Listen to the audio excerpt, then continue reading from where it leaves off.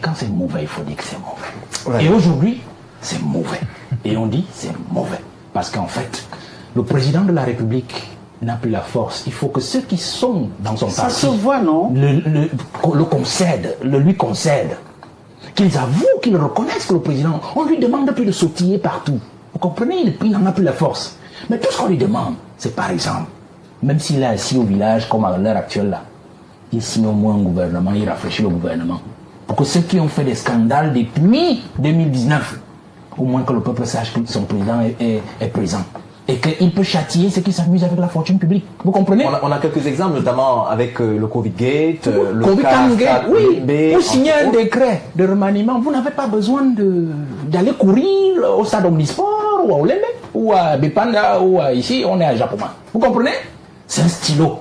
D'ailleurs, ici, des arrêtés, des décrets chaque semaine. Pour nommer des gens, pour faire autre chose sauf remaniement. Vous comprenez? Est-ce qu'on a besoin... Quand on est celui qui connaît tout, celui qui connaît le Cameroun, celui qui doit encore être là, est-ce qu'on peut justifier cela? Merci. Des personnes. Non, je finis. Oui. Le Conseil national, quoi là, vous appelez comment? La communication. Non, la magistrature. Conseil supérieur de la magistrature. Oui, donc il en est. Tous les membres sont des yeux. Il y a encore une semaine, on en parlait. C'est-à-dire que les mandats étaient arrivés à échéance. Tous. Donc c'est une structure désormais terminée. On ne peut plus rien faire. Les enfants sont au quartier, les magistrats sont au quartier depuis 4 promotions. Ils sont là, ils vadrouillent. Vous voyez comment vous allez former? Vous dites donc qu'il faut former la jeunesse. Quelle est la jeunesse que vous voulez former en la clochardant? Vous comprenez? C'est ça le véritable souci. Est-ce qu'on peut penser qu'il a vraiment de bonnes intentions envers la jeunesse? Parce que quand on dit jeunesse, moi je vois, il dit jeunesse. D'ailleurs, chez eux, je crois que le président des OJ, ils ont des 70 ans, les 65 ans. Et lui, il est sur le plateau, il dit non, il faut que ça reste. Parce qu'il est content. Alors, je sors en disant que, M. Ngoti, cette jeunesse-là, quand nous parlons de jeunesse, ce n'est pas une affaire d'âge, c'est une affaire de renouvellement. C'est une affaire de renouvellement. Parce qu'un acte que vous posez, pour déplacer un pion et en mettre un autre, vous avez renouvelé, vous avez rajeuni. Vous comprenez? Maintenant, on peut être un individu de 92 ans et travailler comme un monsieur de 25 ans. Vous comprenez? Vous n'avez pas besoin de courir au stade Japoma, comme je l'ai dit. S'il rafraîchissait son gouvernement au moins tous les 2-3 ans, on voyait que quelqu'un a pris l'argent de l'État la semaine dernière, la semaine d'après, on l'a pris, on l'a amené devant le juge. Mais ça, c'est de la jeunesse, ça, dans le travail. Vous comprenez? Il ne s'agit pas d'âge, forcément. Donc, je voudrais que la jeunesse comprenne aujourd'hui que nous respectons les aînés. D'ailleurs, ça a toujours été mon discours. Parce que je pense toujours que si le Cameroun tombe aujourd'hui, nous sommes les plus grands perdants. Hein. Si on entre en guerre, dans une guerre civile, ou je ne sais pas moi, nous sommes les grands perdants parce que nous n'avons pas d'argent. Moi, je n'ai pas deux patries. Et d'ailleurs, ceux qui font de la moto, ainsi de suite, n'ont pas deux patries. C'est nous qui allons subir. Mais ceux qui ont pris notre argent partout, il y en a même qui ont des doubles nationalités, ils iront à l'extérieur, on va les équiper, vous comprenez. Merci. Mais nous n'avons qu'un seul pays. Et c'est pour cela que nous voulons que octobre arrive dans la paix et que justement nous puissions reprendre notre pays entre les mains du président Paul Biya, au cas où lui-même il pense, enfin il continue à nous montrer qu'il n'en veut plus. Parce qu'il n'y a pas 10 façons comme de montrer qu'on ne veut plus de quelque chose, c'est en fait de ne plus travailler. Merci beaucoup. Et de laisser faire. Alors, non, je crois qu'on est dans un circuit désormais fermé depuis 2019, c'est-à-dire le dernier gouvernement qu'a pris le président de la République, et justement agrémenté à cela le retrait de l'homme de l'activité politique et surtout l'activité administrative, parce qu'il concentre ces deux activités entre ses mains. Et comme j'ai eu l'habitude de le dire toutes ces années, il a installé le pays dans un pourrissement total. C'est-à-dire qu'en se retirant de la scène politique et administrative, il a laissé faire tous ses collaborateurs. Donc tous les désordres dans le gouvernement auxquels on a assisté, on ne revient plus dessus. Les ministres qui se marchent dessus, le Premier ministre dont la parole n'est plus vraiment... Mais alors, on est arrivé dans un niveau où ses alliés aussi réfléchissent. Ils se posent bien des questions claires. Quel est leur avenir pour 2025 ? Et sur le fondement de ce que nous avons déjà évoqué ici, et sur lequel on peut continuer, c'est-à-dire que le président aussi est fatigué. Notre allié, je pense pour l'UNDP, c'est depuis 1997, Pour le FSNC, je ne sais pas, ou c'est depuis 2009, ou je ne sais pas quand ils ont, tout à fait, ils ont baptisé. Vous voyez? Mais ça date quand même de dizaines d'années pour les alliances. Vous voyez? Et l'homme n'était pas encore celui qu'il voit aujourd'hui. L'homme leur semblait encore être présent et travaillant. L'homme, peut-être même encore, là je dis peut-être, pouvait encore avoir les capacités de se mettre en contact direct avec eux quand ils avaient un problème à régler, puisque ce sont ses alliés. Vous voyez? Il y a donc comme ce flou orchestré dans leur relation, premier élément, qui peut expliquer leur retrait ou la rupture de l'alliance. La deuxième chose, c'est que il y a aussi l'élément régional. L'élément régional, on dit le Grand Nord. Disons ça comme ça. C'est vrai que c'est un terme que j'aime pas beaucoup, comme j'aime pas aussi l'affaire de Nord-Ouest, Sud-Ouest anglophone, j'aime pas ça, mais disons ça comme ça, c'est plus approprié. Vous voyez? Le Grand Nord se réveille, du moins la jeunesse du Grand Nord se réveille, comme toute la jeunesse d'ailleurs, du Cameroun, partout ailleurs, elle se réveille, même si c'est pas encore le cas. Alors, les cadors de la politique, que sont justement ceux-là dont on parle, ont aussi une crainte. Ils peuvent être laissés sur le bas-côté par la révolution politique qui s'annonce. C'est-à-dire que si le label Paul Biya venait à être rejeté dans les régions septentrionales, eux qui garderaient toujours les alliances avec ce RDPC-là et ce Paul Biya-là risqueraient d'être passés aux oubliettes. Vous voyez? Il faut anticiper. Deuxième élément, c'est l'anticipation. Le troisième élément, et là je vais embrayer rapidement, ça va peut-être créer des émules. Je crois qu'on est dans une zone de turbulence où le parti au pouvoir, là c'est un soupçon. Là c'est un soupçon, serait à la manœuvre aussi pour diluer cet élan de relâchement ou de détachement des régions septentrionales du parti au pouvoir en général et de l'Ombie en particulier. J'explique. Vous savez, le peu de temps que j'ai passé dans ces zones, dans mes fonctions, a montré que nous avons là-bas des ethnies, des cultures. Et vous avez le Peul, qu'Aïdjo a toujours mis, là je parle sous le contrôle de Mme Ekoué, a toujours mis en avant, politiquement. C'est-à-dire que vous avez des chefferies où même lorsque l'essentiel de la population est non Peul et non musulmane, vous aurez toujours un lamido qui sera toujours Peul et musulman. Généralement c'est ça là-bas. Et donc ils ont eu le pouvoir politique.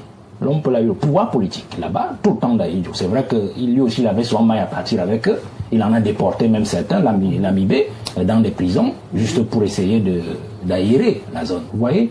Et donc, quand on voit le combat là-bas aujourd'hui, c'est. Vous vous rendez compte que le mouvement de 10 millions de nordistes a pris de l'ampleur au sein de cette population. Et il y a donc comme une strate qui est en train de se sédimenter, une strate de révolution qui est en train de se sédimenter dans ces trois régions contre le parti au pouvoir et contre le régime. Et donc, ces gens-là, quand il dit ces gens-là, c'est le président de l'UNDP, le président du FSNC, en bon opportuniste, ils entrent dans la faille. Ils entrent dans la faille pour faire quoi? Et là, j'ai dit, je suis dans un soupçon de manipulation pour récupérer cette révolution. Je donne un seul indice. J'ai vu certains membres de l'opposition se réjouir des démissions. Moi, je suis d'accord. Si ça, j'ai vu même l'écrit de l'un d'eux qui dit ça contribue à renforcer les fissures sur le mur RDPC. D'accord. Mais un seul indice. Pourquoi pour moi ça ne me dit pas grand-chose et au contraire nous devons le craindre, c'est que tous sont candidats. Tous sont candidats.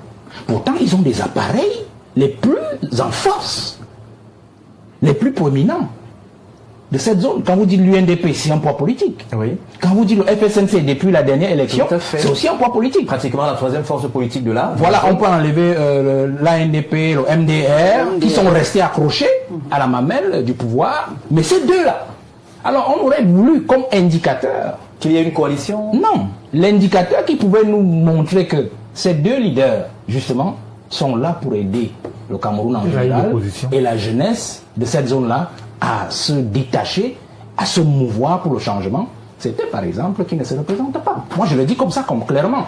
C'est-à-dire que un Bello Boubaki aurait dit peut-être hier, c'était hier. On l'attendait avec beaucoup d'émotion. Le moment venu, l'UNDP présentera son candidat. Ça nous aurait laissé croire qu'en fait, il peut laisser un souffle nouveau.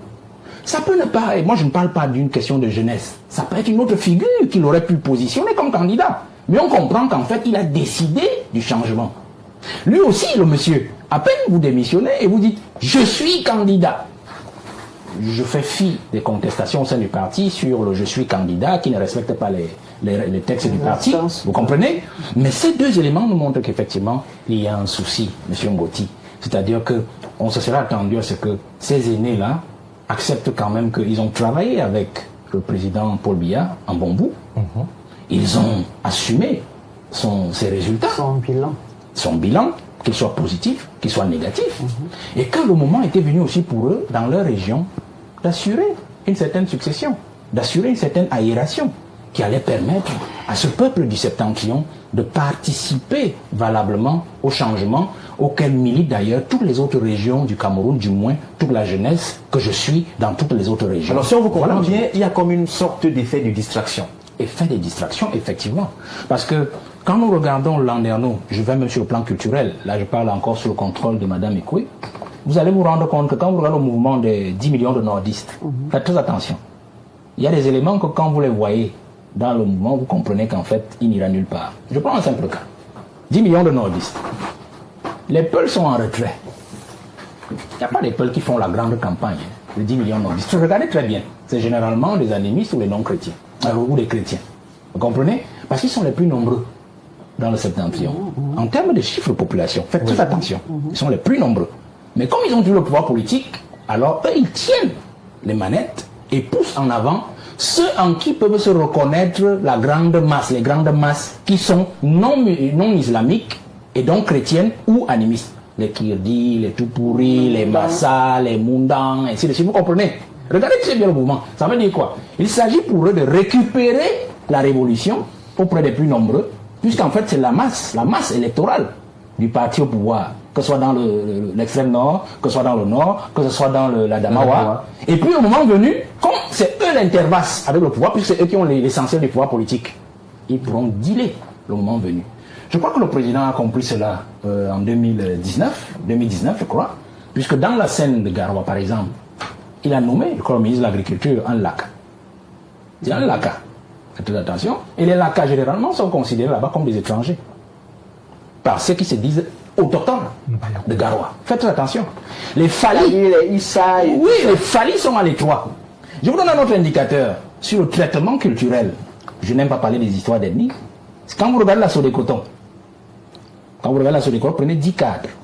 Vous prenez le ratio entre les islamo-peuls et les autres.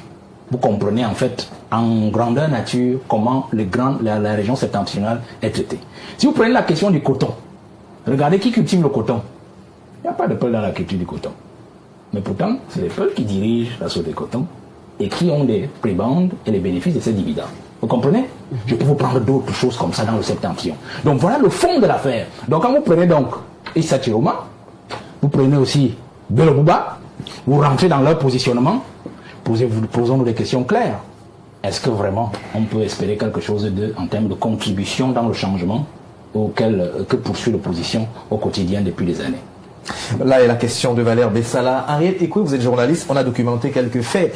Le 27 août 1992, il y a le ministre Gaga Aman, à l'époque de la fonction publique, qui démissionne. On a le 20 avril 1997... la caravane de l'Union pour le changement. Voilà. En 1997, Titus Ezoa également démissionne. Le 30 novembre 2011, le professeur Maurice Kamto démissionne. Et puis, il y a quelques jours, le 24 juin dernier, Issa Chiroma Bakari démissionne pratiquement 4 démissions en 40 ans. Est-ce que c'est pour marquer là le fait que les démissions ne sont pas le propre des Camerounais? Si oui, pourquoi?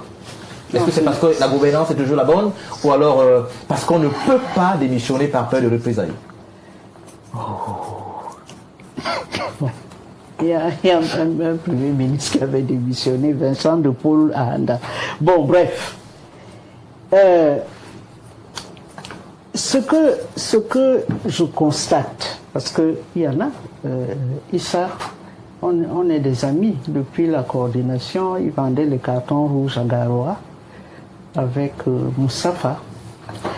Donc c'était notre partenaire de la lutte pour la conférence nationale souveraine. Oui. Bon.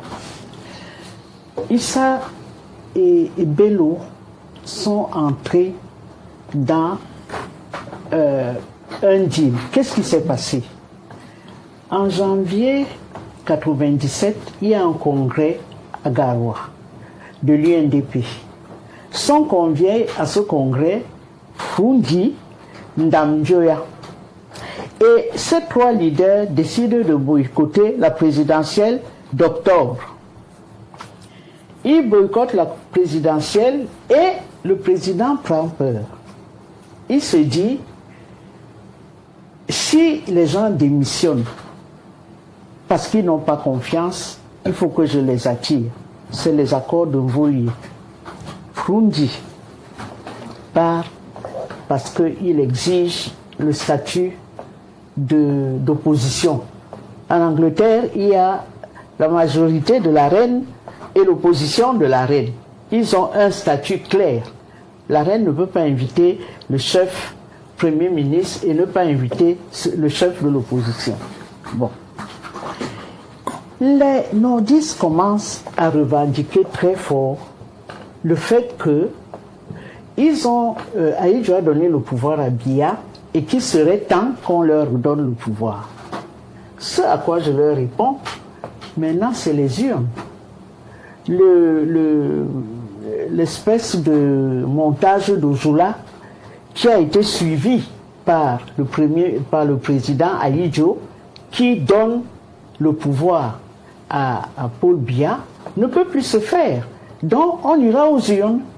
Bon, le mouvement commence à faire du bruit. Bon, mes amis du Nord me disent que non, en réalité, ce n'est pas possible. On a donné librement le pouvoir. Et puis j'ai dit oui, mais maintenant on est en démocratie. Qu'est-ce qui se passe alors?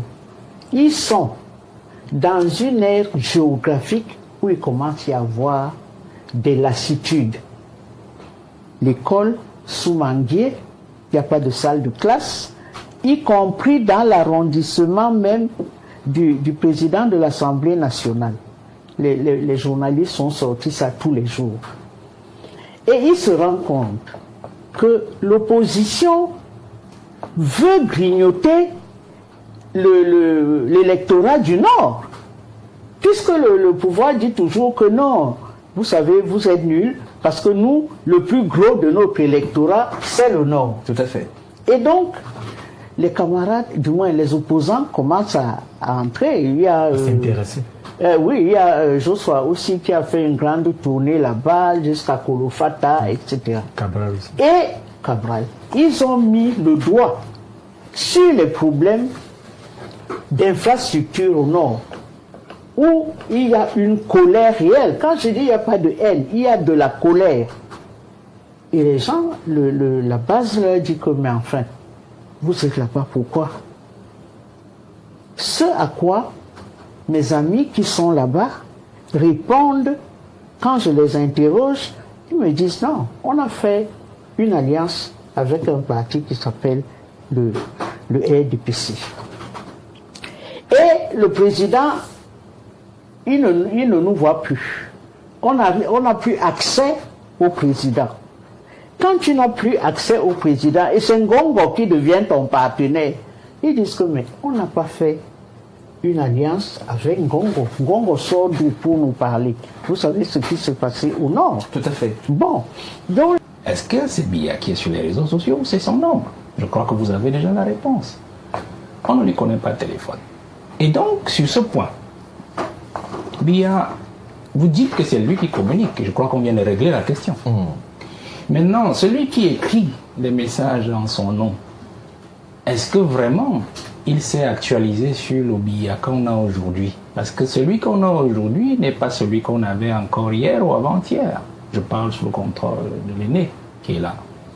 C'est un monsieur qui est déjà parti dans une autre sphère.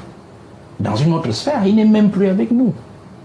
Donc quand vous lui parlez d'un tweet sur les réseaux sociaux, je me demande bien s'il comprend même ce que c'est. Parce que c'est ça le véritable souci aujourd'hui. Tout à fait. Vous voyez? J'écoute. Voilà.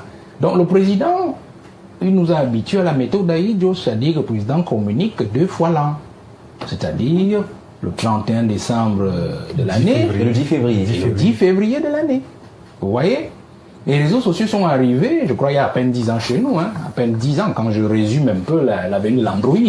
On avait eu de l'Android, c'est à peine 10 ans vraiment pour voir l'effervescence des jeunes et tout ça. C'était là avant, mais c'était pas comme ça. Vous voyez? Alors, allons dans les messages pour aller dans la preuve.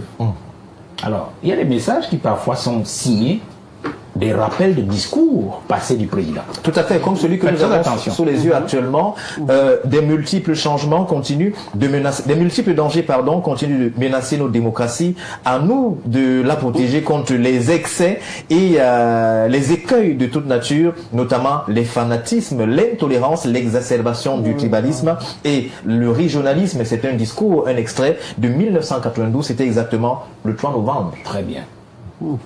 Il y a donc aussi des extraits qui n'ont aucune base de référence. C'est-à-dire qu'ils sont tirés de nulle part. Si vous faites, vous qui avez nous adoré le sujet, vous avez dû remarquer qu'il y a des extraits qu'on plaque et qu'on colle à Bia qui n'ont rien à voir avec aucun de ces discours. On peut se dire que ça fait partie de la nouveauté. C'est-à-dire que c'est quelque chose de nouveau. Et puis il a pensé qu'il fallait être en harmonie ou encore en phase avec l'air de son temps. On ne pouvait plus dire qu'il a pensé. Nous sommes déjà sur le fait que c'est pas lui. Alors je vais donc sur la preuve pour vous dire que les messages qui ne sont pas tirés de ces discours, qui les choisit? Qui les pense? Du moment où nous savons qu'en fait ce n'est pas lui. Alors, si vous parlez des discours, moi je vais vous dire une chose, c'est que ce sont des messages qui sont complètement tirés sur le cheveu. On comprend que le président, à travers le discours du 10 février, il a effectivement senti que la jeunesse était en train de glisser vers le camp d'en face.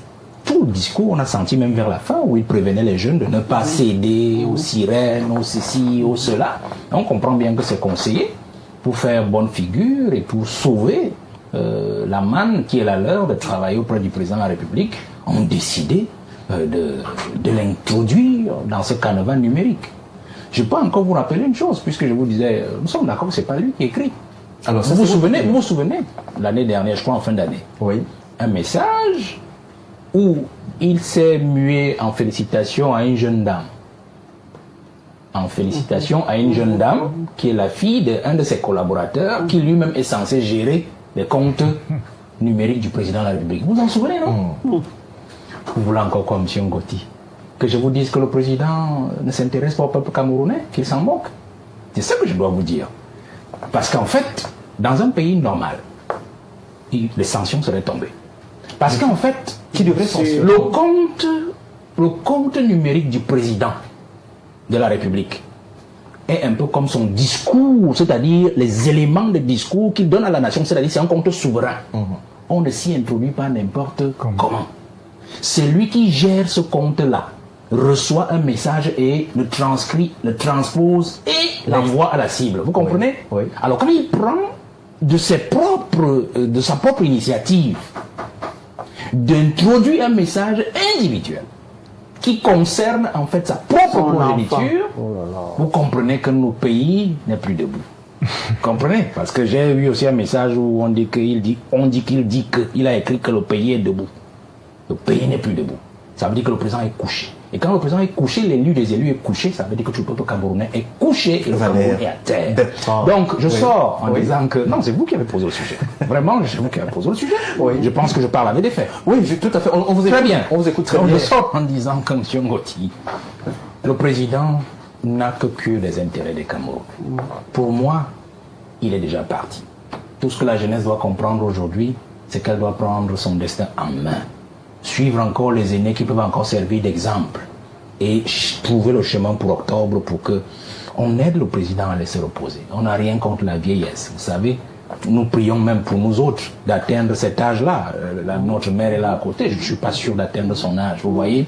Mais il y a un niveau de service du peuple qui nécessite encore quand même une certaine énergie, un certain dynamisme, une certaine présence, une certaine acuité et surtout un certain amour de l'autre. Parce que quand on aime l'autre, surtout quand on est un président de la République, le premier indice de l'amour quand on est un chef, c'est de reconnaître qu'on est fatigué, qu'on est paumé et de laisser la place à quelqu'un d'autre de plus vivace pour qu'il puisse continuer la barque. Pourquoi? Parce qu'on décide qu'on va faire la démocratie. Quand les élections s'annoncent, on sort les arbres de la paix. On fait des marches.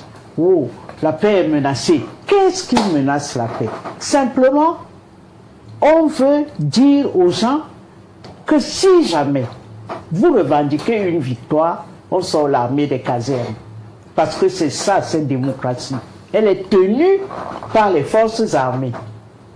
Dès que les gens descendent dans la rue, on sort l'armée des casernes et on tue. Donc chaque fois, en 2004, on a sorti des chars d'assaut à Douala. Qu'est-ce qui se passe? Le gouverneur, non, le préfet dit aux gens d'aller faire les provisions. On met un sentiment de peur. Et le jour de l'élection de 2004, c'était comme si Douala était une ville morte. On sort les chars d'assaut. Est-ce que c'est une stratégie d'influence? Non, c'est-à-dire que depuis qu'on est dans la démocratie, donc, et que le parti au pouvoir sait qu'il va perdre, vous arrivez au pouvoir. Le président précédent dit que les caisses sont pleines. Vous confirmez que les caisses sont pleines. 2 jours après, le FMI est arrivé, on n'a plus à manger, il n'y a plus de bourse, on chasse les gens des boulots, on ferme les entreprises, etc. Ça a été dû, je ne sais pas, ce qui s'est passé dans les années 80-90. Et si l'opposition a eu du succès, c'est à cause du FMI et de la Banque mondiale.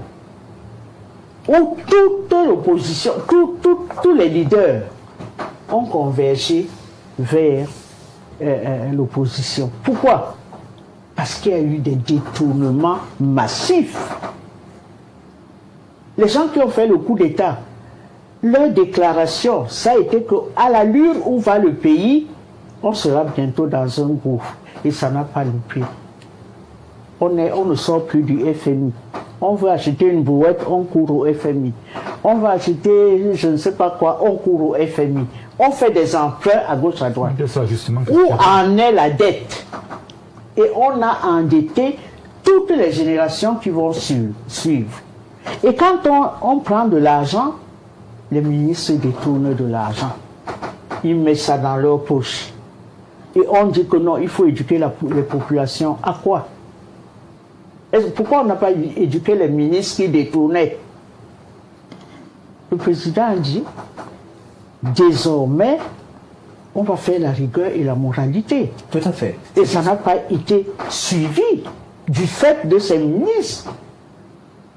Donc quand les jeunes veulent parler, on a fermé l'université aux jeunes parlementaires, on les a chassés, parfois en refusant même de leur donner leur diplôme. Donc quand on dit ici qu'il faut continuer le boulot, il faut former les jeunes, vous les formez à quoi? Les jeunes ont une conscience politique. Et quand les gens faisaient les villes mortes, d'accord, les leaders étaient là, mais ce sont les jeunes qui posaient les barricades. Et ils ont payé le prix fort. Pourquoi on n'a pas dit que ce sont des jeunes, il faut les laisser et tout et tout? Quand Maître Tegen dit qu'il faut respecter le travail, évidemment. Quand le président vient dire que oui, les Bensikineurs s'occupent de leurs parents. Quand tu as une licence, tu as fait la licence pour être Bensikineur. Donc il faut avoir quand même un degré de révolte. Je ne peux pas poursuivre, parce qu'on risque de suspendre ton... De toutes les façons, on n'appelle pas à la révolte, on essaye de comprendre oui, c'est ça. Non, pas du tout. Social, loin notamment de nous, cette expression de révolte, on n'en est pas là. Alors, Valère Bessala, on parle de cette jeunesse qu'il faut appâter, mais il y a un problème qui est visible de tous. On parlait tout à l'heure des Bensikineurs, on voit cette jeunesse qui est titulaire de licence, de master, ainsi de suite, mais qui fait quand même la formation technique. Dans ce contexte-là, est-ce qu'on peut se dire que ces messages qui viennent de part et d'autre peuvent amener cette jeunesse à s'intéresser? D'ailleurs, on observe que de moins en moins, ou alors les jeunes s'intéressent à la chose politique. Bon, je voudrais d'abord relever quelques effets de mollesse, de mollesse argumentaire de Maître Tegen, parce que Je comprends que quand nous travaillons sur la scène politique, s'il en est, je crois qu'il est représentant du RDPC, on doit aussi avoir un peu d'histoire. Et au-delà de l'histoire, on doit avoir la connaissance des artères, du pouvoir et surtout de l'objet. Que ce soit on défend, puisqu'il est du parti d'en face, ou que l'on combat, puisque nous sommes en face du parti d'en face. Vous voyez? Il faut lire Mattei. Il faut lire Mattei, le code BIA. On dit le président n'a pas de téléphone. On ne lui connaît pas un téléphone. Je dis ça comme ça, allez le lire. Mattei l'a dit. Le code BIA. Oui, je vois. BIA, puisqu'il parle de l'homme BIA, puisque c'est un ouvrage en censeur du président de la République. C'est-à-dire que vous ne pouvez pas prendre le téléphone et dire voici le numéro et vous composez. Maintenant, dans les arcanes, c'est clair. Moi, j'ai dit que de tous les collaborateurs du président que j'ai eu à côtoyer, tous m'ont certifié que quand le président a besoin de parler à quelqu'un, c'est son garde du corps ou c'est son aide de camp qui apporte le téléphone au patron. Bon, si vous connaissez le numéro, je sais que vous êtes la plus ancienne sur ce plateau. Je sais au moins que par courant, parce que je peux aussi m'avancer, comme il dit très vite, alors que vous êtes là dans votre histoire, vous vous souvenez qu'un jour, un monsieur était assis à côté de vous, et appelé le téléphone, a appelé le président a répondu que c'était son numéro. Donc il y a de la pratique de ce que nous connaissons. Parce qu'un homme ou un pays, c'est de l'histoire qu'on a dite, qu'on a entendue, qu'on a écrite. Vous comprenez? Et au-delà des faits, c'est qu'on a écrit. Donc je vais évacuer cela. Quand vous avez invité ici pour le sujet, j'ai bien dit des discours à la nation. Le discours au corps diplomatique n'est pas un discours à la nation. Tout à fait, tout à fait. Les discours institutionnels, dans la pratique institutionnelle, c'est le 10 février et le 10 février. C'est là-bas qui s'adresse au peuple. Oui. Au peuple jeune, le 10 février, et le peuple dans l'ensemble, le 31 de chaque année. Donc il s'agit d'une affaire de culture, monsieur. Donc je vais dire, pour traverser rapidement sur cela, j'évacue tout ce qu'il a eu à dire après, pour dire qu'en fait la jeunesse n'a plus besoin de ça. Elle a besoin de quoi? Parce qu'elle a besoin justement d'un président qui est présent et qui travaille. C'est tout ce dont elle a besoin. La jeunesse ne veut pas savoir s'il a traversé l'histoire, s'il connaît l'histoire, s'il est le seul. D'ailleurs, le dire de sa bouche que le président est le seul aujourd'hui qui est capable. Ça veut dire que lui-même qui est dans le parti au pouvoir, il s'avoue incompétent. Il s'avoue incapable. Ça veut dire que le chef du RDPC, qui est son chef à lui, n'a pas pu faire de lui un homme capable de lui succéder. Parce que la première capacité d'un chef, c'est de former ses successeurs. Voilà. Il n'y a pas de bon maître sans disciple. Il n'y a pas de bon maître sans disciple. Si un disciple vient sur le voie et dit qu'il n'y a que son chef qui, depuis 63 années, au sommet de la haute administration de l'État, 43 années comme président de la République, qui peut encore faire à cette année-ci, à 92 ans, il a un problème. Et je sais qu'il parle comme tous ceux qui sont de son parti. Donc en fait, il représente ces gens-là, qui nous maintiennent dans cette misère, pour nous dire qu'en fait, l'homme providentiel ne devrait pas disparaître. Il doit toujours rester au même endroit. Ils vont faire comme que tout aille mal ou tout aille en pire. Voilà le discours qu'on nous vend aujourd'hui. Alors, il dit les tweets. Quand vous parlez des tweets, qui tweet donc? Est-ce que vous avez donc vu dans les tweets du président une actualité particulière? Prenons donc les tweets, puisque vous dites que c'est le président qui parle. Le président, quand lui, il entre dans l'actualité, il faut aussi le lui rappeler. C'est pour écrire à un homologue à l'extérieur, dont le pays fête par exemple son année d'indépendance ou la fête nationale. Ou une catastrophe naturelle. Une catastrophe, comme en Turquie, on a eu à donner 700 millions à la Turquie, je crois, il y a 7 ans. Tout à fait. Vous comprenez? combien? Quand il entre dans l'actualité, oui, on avait donné, on avait envoyé à la Turquie 700 millions, je crois qu'il y avait eu une catastrophe, je crois. Exact, c'est exact. Quelque chose. C'est exact. 700 millions. Donc vous voyez, alors dans ces tweets, il n'était pas au courant de l'éboulement de la falaise de Tchang. Le 5 Il n'est novembre. même pas venu. Non, il n'en a même pas parlé, puisqu'il tweet. Puisqu'on dit que c'est le président qui tweet. Il n'était pas au courant de cette affaire, M. Ngoti. Même les Vous voyez? inondations. les inondations de l'extrême nord l'année dernière encore. Et je crois même qu'il y a un pays qui nous a envoyé l'Inde. Le ministre de l'administration territoriale est allé au port, je crois, la semaine qui vient de finir là, pour recevoir ces conteneurs-là. Le président n'était pas au courant des inondations. Mais ce sont plutôt ses collaborateurs qui nous ont dit qu'il a demandé de décaisser 1 milliard et poussière qu'on distribuait aux gens, aux populations comme des monnaies de singes. Vous comprenez? Non, c'est pour vous dire, M. Ngoti, que nous avons un problème dans ce pays, c'est que au-delà des chapelles politiques, il nous manque désormais la lucidité. Ce n'est pas parce que je défends une cause que je dois être injuste avec la vraie cause. Comprenez? Je suis certes là où je suis de l'opposition. Quand c'est bon, je dis c'est bon. Pour ceux qui suivent toujours mon discours. Même si ça plaît à Paul Biya, c'est tant mieux. On peut tirer sur moi, on dit voilà, vous appelez ça vraiment bipolaire. Parce qu'il